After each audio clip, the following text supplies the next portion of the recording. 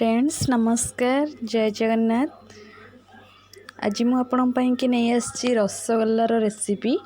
तो फ्रेंड्स रसगोल्ला आपण पूरा रेस्टोरेंट स्टाइल बन पारे पूरा इजीली केमती से बनइबे मु आपन को आज कहबी। बहुत ही कम समय रे बनइबे, बहुत ही टेस्टी रेस्टोरेंट टेस्ट भली पूरा लगिबो। तो सेटा बनाउची केमती चलंतु देखिबा। मो वीडियो लास्ट पर्यंत देखंतु। देखो फ्रेंड्स ये मु छेनाटा को पूरा पानी निगाड़ी देइछि केमती कि गोटे कपड़ा बांधिकी सेटा अध घंटे पर्यंत पूरा रखी थी। तापर पूरा पानी निगड़ी गला पर सेटा को गोटे स्टील प्लेट को काढ़ी देइछि सेटा भल भाव में पूरा चकटी दउछि। पूरा आपण एमती चकटिबे जेमती पूरा प्लेन हो जिवो, किछि भी रुआ रुआ रहबनी। तापर हमर 20 ग्राम सुजी, आमर जदि आप 200 ग्राम छेना नौचंती तो 20 ग्राम सुजी से अनुपात आप करेंगे। तो सहीटा मिसईकि भल भाव में चकटी दूची, पूरा भल भाव में चकटी। जब बाटी पारे आहरी बेटर हम। फ्रेंड्स जदि मो चैनल को सब्सक्राइब करना संगे संगे एवं सब्सक्राइब कर दिंतु, पाखे बेल आइकन को प्रेस करूँ जहाँफल कि मो वीडियो नोटिफिकेशन आप पहुँची पार। देखु ये देखते केमती मोर प्लेन से चकटी देइछि। तो चकटाटा मोर रेडी हो जाइए। तापरे आपण एक छोट छोट गुला करेंगे। आपण बहुत बड़ साइज करेंगे कारण यहाँ माने बनला बेलू से बहुत फुलब। आपणकर गोल साइज जमी अट्टा गुला करती तार टे छोट साइज करेंगे। तो आपण ता मझिरे जदि आपणकर गुजराती मंजी ता भितर आपण देबे। देखो मुझे केमती करुँची। तो मोर ये सब देखते केमती बनाऊँगी। तो एमती सब गुड़ा गुड़ा हो गला मोर। तब देखु गुजराती मंजी ता भितर गोटे गोटे आपण मान देकी आउ टिके सेटा को गोल करदेबे।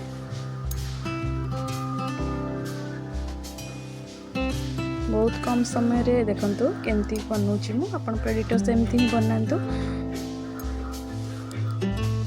मोर ये बनी जाइए सबू। तापर चलतु गोटे पैन बसैकी से मु चीनी नौची। देखो मुझे 300 ग्राम चीनी नहीं। आप कप माप्रे नौचंती तो गोटे कप चीनी रे 6 कप पानी देबे। 6 कप पानी देबे सही मेजरमेंट रे आपण करेंगे। तो आपण माने केते अधिक करेंगे बा केते कम करेंगे सही अनुपात रे ही करेंगे। देखो मोर ये पानी मु ऐड कर सारी। तापर सेटा को आमे टिके फुटिया ପାଇଁ कि छाड़ीदेवा। सेटा गोलके मधुरे टिके गुजराती गोटे गुजराती भी आम जो इलायची सेटा को भी छेचिकी पकई देइछि। सेटा बहुत भल मिठार फ्लेवर दे थाए। ये मोर पानी फुटी गई। पानी फुटीगला पर अपन से जो बॉल गुड़ा करके रखी छेनार से गुड़ा को आमर छाड़ीदेवे।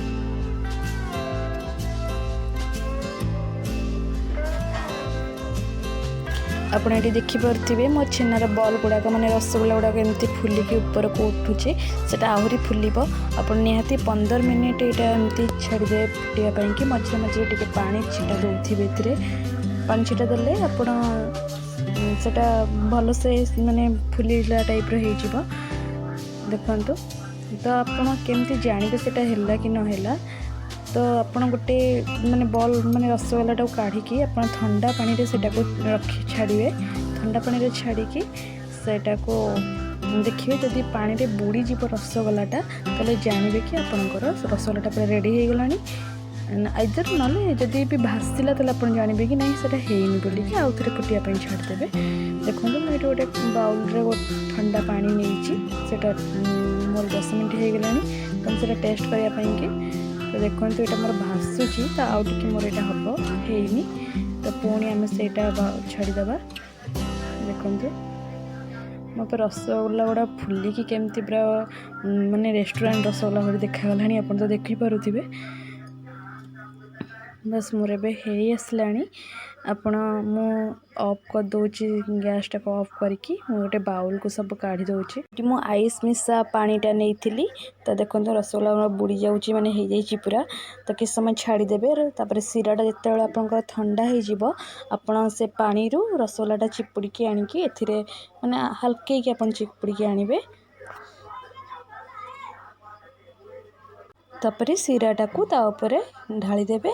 तो देखो more ready rasgulla restaurant rasgulla तो आपण खातु कुछ मीठा हो जाए आपण खातु केमती लगुच मत कमेंट जनातु आपण फ्रेंड रिलेटिव समस्त को भी बनई कि खुआतु केमती लगुच मत जनातु कमेंट बॉक्स रे जनातु आपण कमेंट वेट रे रही। नमस्कार बाय बाय।